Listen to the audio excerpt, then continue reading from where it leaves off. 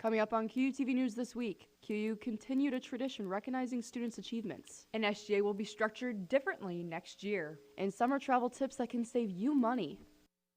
Hello and welcome to QUTV News this week. I'm Abigail Moore. And I'm Quincy Feeney. QU is mourning the death of recent graduate Jimmy Ariel. Ariel passed away Saturday following a car accident near Chicago. Ariel graduated in December but was planning to walk at graduation in a few weeks. Ariel was a biology major focusing on middle and high school education. He was also a part of the cross-country team in the Delta Tau Delta fraternity. QU is having a celebration of life for Ariel on Friday at 7. It'll be held at the QU Baseball Stadium or Pepsi Arena in case of bad weather. QU has grief counselors available for anyone in need, and Dr. Tracy can help you set up an appointment. And student government elections were supposed to be in March, but those elections never happened because nobody ran for an executive position. You have it written down. We can gather it. SGA elections came and went, and still QU doesn't have an SGA president. It's a little disappointing, you'd like to see a little more interest in that because I know that they have the ability to maybe, make a great change here on campus. So with this, SGA as we know it might be a thing of the past. Next year, SGA could simply consist of presidents from each club. This marks the SGA makeup from 3 years ago. It's not a big deal for me to go to an extra meeting. I would be fine with that. I would like to participate in student government just to represent Phi Sig, because I think currently in the current structure of SGA, groups and organizations aren't really represented so much. So I do think bringing organizations back into SGA would be a really great idea. SGA receives a portion of students' tuition each year for its budget. Students would prefer if that money continues to be spent by students. I think I'd prefer it if a student, because they would maybe hold our better interests at mind and whatnot. But as long as someone is still trying to, come up with events and put that money to good use, I guess that's okay. And other students want to know how that money is spent. Where is that money going? I'd like to know where my tuition would be going. If it's not going there, what are you doing with it? The last QU SGA election made history. It was the first time QU swore co-presidents into office. Commencement is right around the corner. It'll be held on May 11th starting at 3 p.m. Graduates should be in the Hall of Fame room by 2 p.m. Students not graduating but would like to attend and don't have a ticket can be a volunteer at graduation as an usher. Visit Tammy Deuster House in Francis Hall to sign up.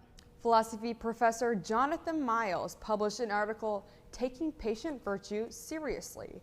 The article focuses on the virtues of good patients rather than the virtues of good doctors and nurses.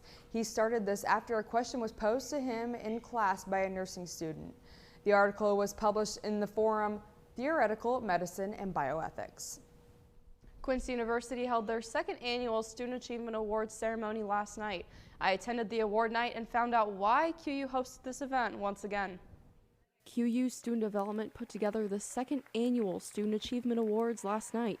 The event was held again to show appreciation for students and their hard work. It was super important that we took a break from all of the activities and the programs and the trainings and simply just recognize students. I think we can't really talk retention and recruitment if we're not recognizing students, because in recognizing, for me, there were so many students that I had not had a chance to meet yet or heard about what they did. So it was just really amazing to get that opportunity to just really shine the light on our students. The award winners were kept confidential until the award night. Many students were surprised when they heard their name called. Just being nominated for it was super cool, and just doing something you don't do it for recognition, but when you get received, it's always a nice thing to feel that your hard work is being paid off. So. The awards ceremony followed the same structure as the previous year, but the results were very different. There were over 136 nominations altogether tonight. They laid out these papers on each table that shows the award categories and that there were over 25 awards given out tonight. Students, faculty, and staff were able to nominate a student or faculty member to win an award. Phil and Bonnie Conover were also recognized for their time and service to QU. Student Development plans to make this event a tradition. It feels like home when events like this happen and they don't always go as planned.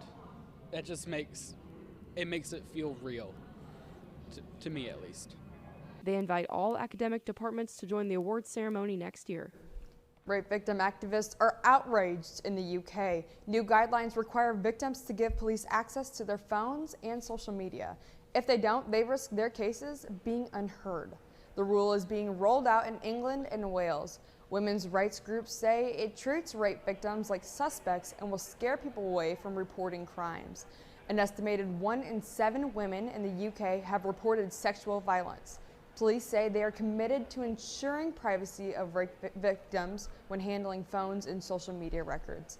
An advocacy group for sexual assault victims says they'll be launching a court challenge to the rollout of the new guidelines.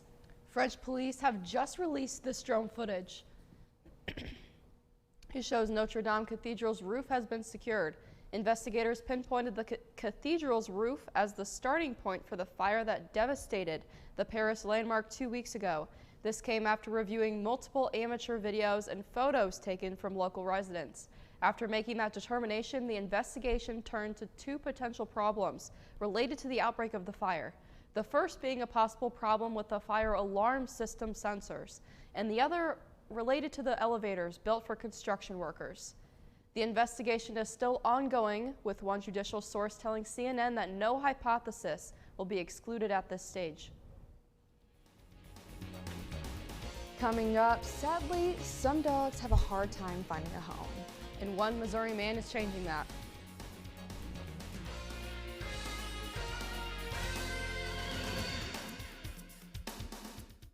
Soccer is a physically demanding sport that often results in a tie. Student life comes with its own demands, and often it feels like the losses outnumber the wins. Sometimes you just need someone to listen. It's comforting to know our Quincy team extends beyond the field.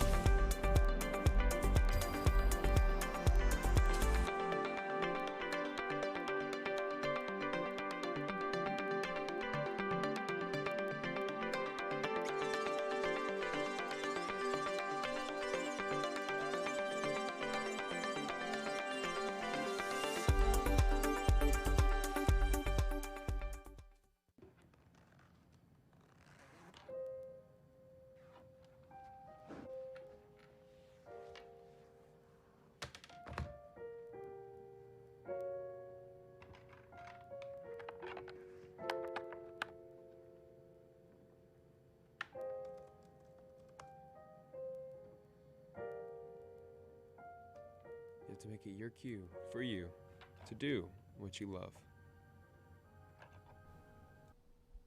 For some people, social media is everything.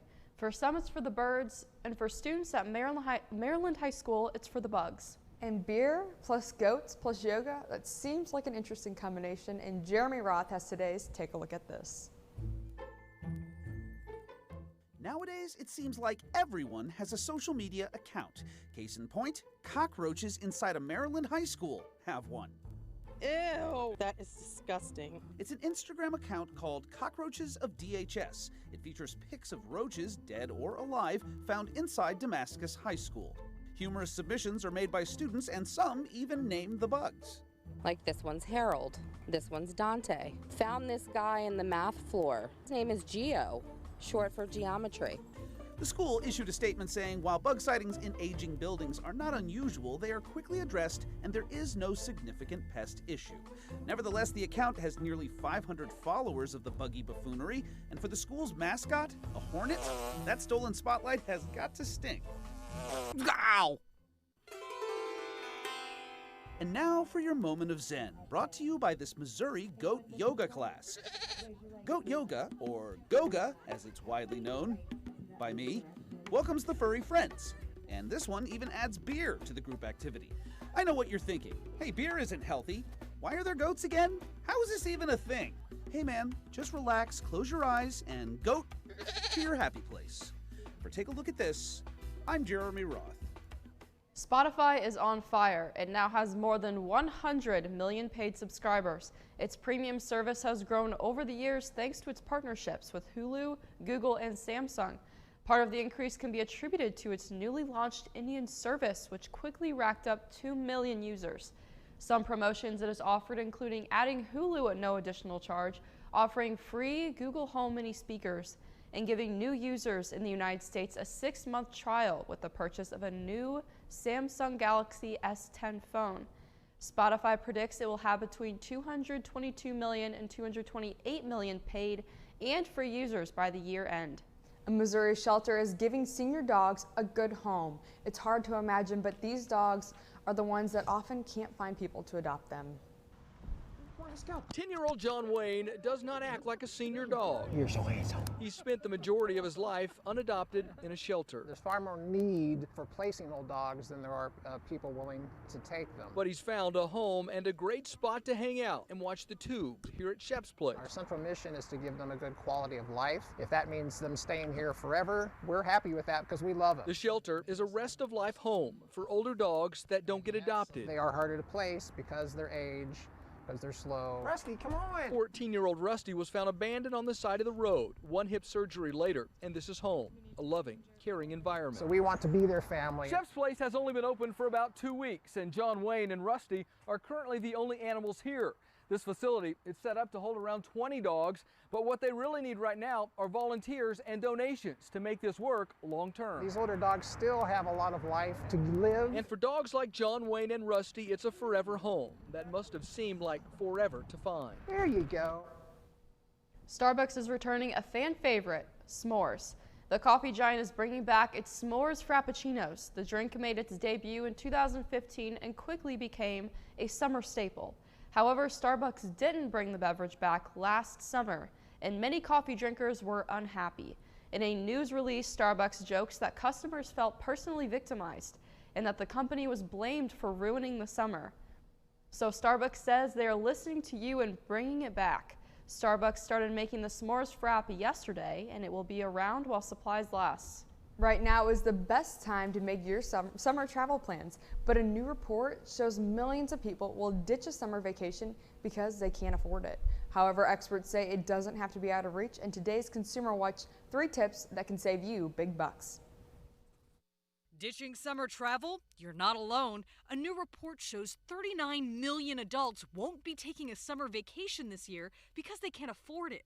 According to a survey from Bankrate, the average expense is $1,979. But don't let that keep you home. Travel experts say a little planning can keep costs low without skimping out on the fun. Saving bucks on your vacation and having a good vacation experience really comes down to being prepared and doing a bit of research. The biggest expense is usually airfare, so experts say follow these 3 steps to save big. First, be flexible when it comes to when and where you could go. Next, consider traveling in the off-season. Or better yet, experts recommend you book travel in the shoulder season, which is between peak and off-season. You might compromise a little bit on weather, but you can save on your accommodations and experiences. Use online tools and apps to research, plan, and book the cheapest options for airfare and accommodations. You don't have to worry about tracking it. It will tell you, it will send a notification right to your phone. And remember, you don't have to go at it solo. Experts say a travel agent can typically book your vacation for free because they charge the vendors, not you. You can just tell them what your budget is, and then they will do the work to get you what you want. For Consumer Watch, I'm Mary Maloney. Coming up, the Tri-States have been hit with some storms lately. Jessica Abrego will be with us next to let you know if there are more to come in the next few days.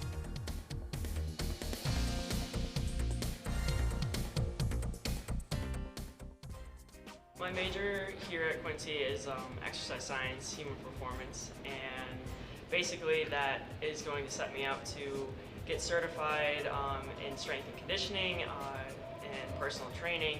So ultimately what I want to do after college is put my personal training career off to the side and join the military. For this upcoming summer, I have the opportunity to join the platoon leaders course, and basically what this is for the Marine Corps, it is officer candidate school. It's a 10-week program in Quantico, Virginia, and if I get accepted, I leave on June 1st, and I will train there for 10 weeks up until August 10th. My initial physical standards, and that consists of a 3-mile timed run, 2 minutes to perform as many pull-ups as I can, and 2 minutes to perform as many sit-ups as I can.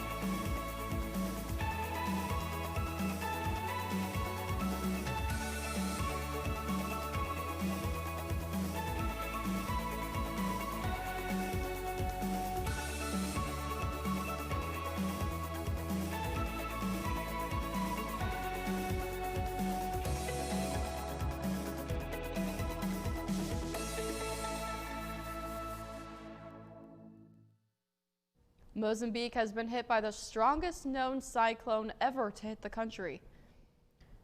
It has demolished homes and knocked out power. This powerful cyclone made landfall last Thursday after killing 3 people in a nearby island nation. It has also hit exactly 6 weeks after Cyclone Ida tore through the country, killing more than 700 people. According to the government, some 500,000 people could be affected by Kenneth in Mozambique.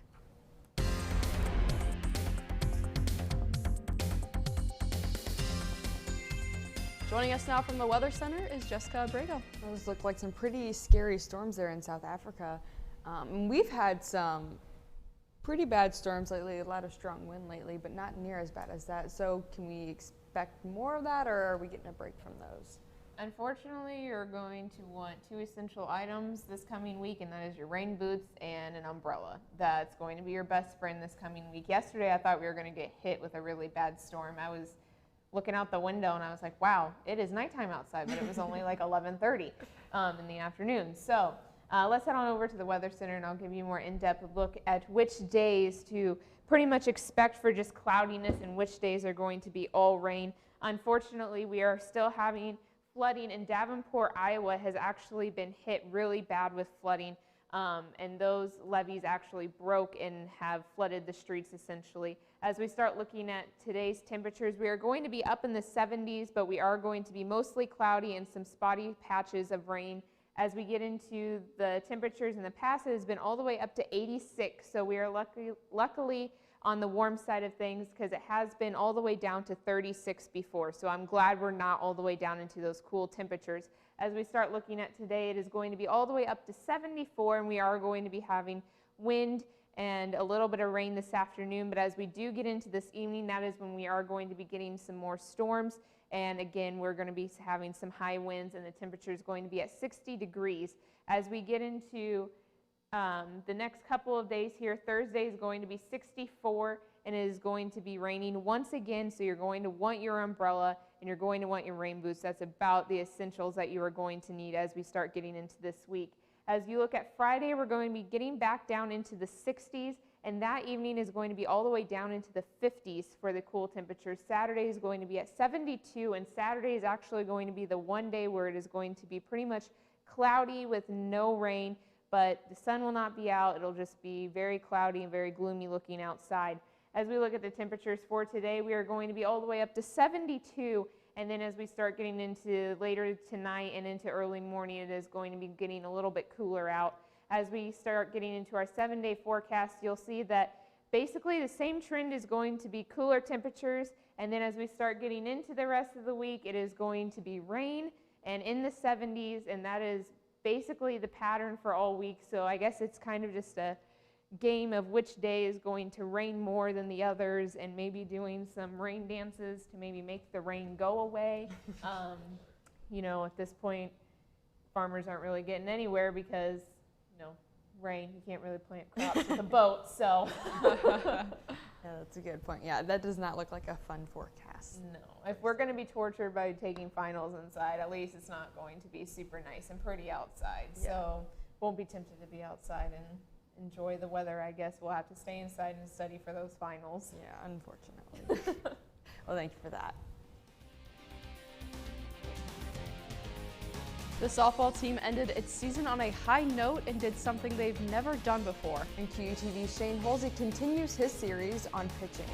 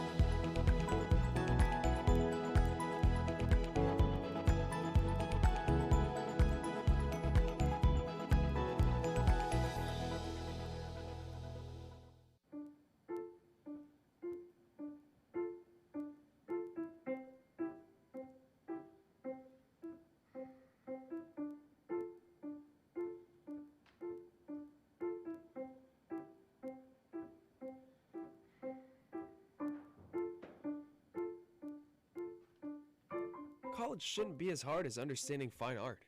Use the resources here at Quincy University. We're here to help. Finding your passion is easy at Quincy University. Whether you're pursuing a bachelor's degree or looking to go even further, at QU, your professional and academic future is bright. 40 undergrad programs include moments that become experiences, connections that become careers, and relationships that become lifelong support. We want you here. That's why we work hard to ensure that a Quincy University education is affordable. Let us help you put together a plan. Visit discover.quincy.edu to get started. Joining us now is Sports Director Will Connerly. Will April showers bring May flowers? That is very true, and it seems like these teams these past weekend have had to battle that. Yeah, a couple elements were battled, but the games got in, and we have the details for you. But first, you've heard from two QU pitchers, and now it's time to hear from the coach. In the third installment of his mental side of pitching series, Shane Halsey chatted with pitching coach Matt Shizzle to see how he gets the QU pitchers locked in. When you're a struggling pitcher, especially a struggling college pitcher, getting those bad memories out of your head is the first step toward moving on. But as anyone who's been through it will tell you, it's a lot easier said than done. Just ask Matt Shizzle, first-year pitching coach for the Quincy University baseball team.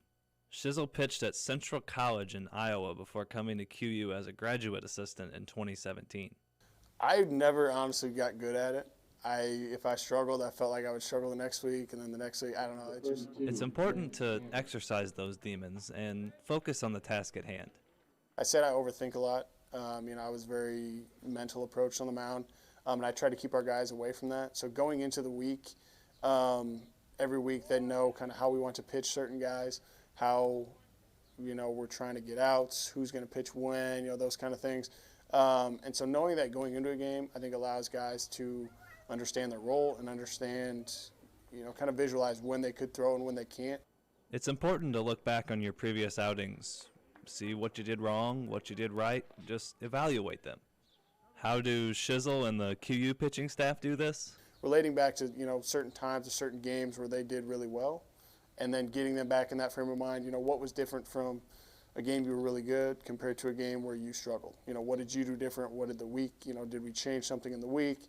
Was your bullpen different? Was your bullpen worse, better? Stuff like that. So I just try to find similarities and differences between the weeks and compare and contrast. So throwing that little white ball isn't so easy after all. Reporting from Quincy, I'm Shane Holsey. The Hawks travel to Indianapolis to take on the Greyhounds in a 3-game series Friday and Saturday before the GLVC tournament begins next week in Ozark, Missouri. The baseball team last weekend was swept against GLVC foe Lewis and fell to second place in the GLVC. Women's golf ended its season at the GLVC Championships on Sunday. QU finished 13th overall, and Emily Van Rye led the way for the Hawks, carding a score of 244 to finish tied for 17th place.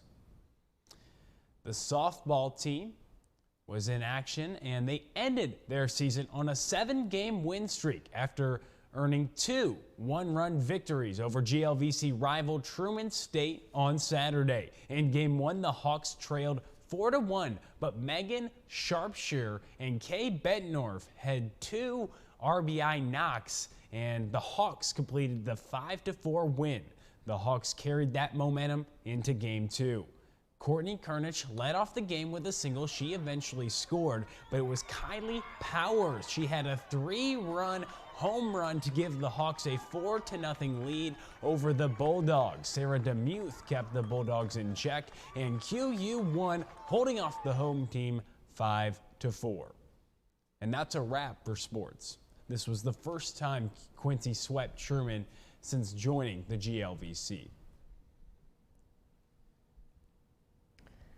Coming up, a London traffic camera was blocked. Find out who the culprit was.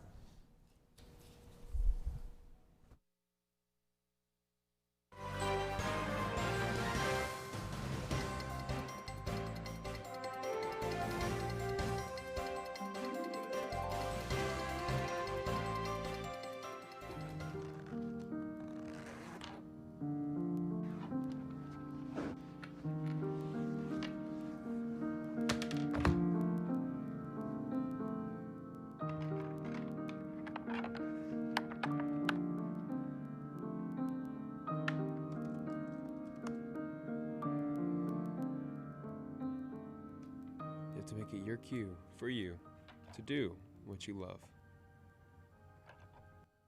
Finding your passion is easy at Quincy University. Whether you're pursuing a bachelor's degree or looking to go even further, at QU, your professional and academic future is bright. 40 undergrad programs include moments that become experiences, connections that become careers, and relationships that become lifelong support. We want you here. That's why we work hard to ensure that a Quincy University education is affordable. Let us help you put together a plan. Visit discover.quincy.edu to get started.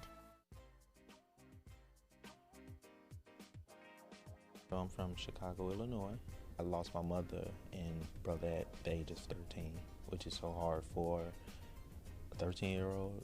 I never let their death be like a burden to me, but more so of a motivation, because anything that I do from now is for them. I brought my GPA back up to where it should be. Myself and other African Americans or blacks, we all feel that, oh, the criminal justice system is like rigged against us. And that's also kind of like what motivates me to go into forensic psychology. So I'm a fan of Law and Order, SVU, and with that, that's what kind of like persuaded me or guided me to go into that field. Well, you'd think someone up to no good would be trying to block traffic cameras, but nope. It's just 2 seagulls. They perched on a traffic camera in London Tuesday and are now viral sensations. Even though they block the view, you have to admit they are pretty cute. A Transport for London spokesperson says the staff actually named the birds, so say hello to Graham and Steve. Transport for London called them 2 of their newest colleagues that showed up during break times. Wow, I have to agree. I mean, those guys are pretty cute. So does this mean that QUTV can get some seagulls as our mascot? Well, I think a hawk would be more appropriate. Oh yes, let's bring in a hawk. I love that idea. Well, that's all we have time for. For the last time, for Will and Jessica, I'm Quincy Feeney. And I'm Abigail Moore, and this is actually the very last show that our co-anchor Quincy Feeney will be co-anchoring. She'll be graduating this May 11th. That is next Saturday. So if you see her, give her a big congratulations and tell her a great job, because she did a great job this semester. For everyone else, my name is Abigail Moore. Like I said, we're going to end the show today with a time lapse from QUTV's very own Shane McAdams. We'll see you next semester on Wednesday afternoons. Have a safe summer.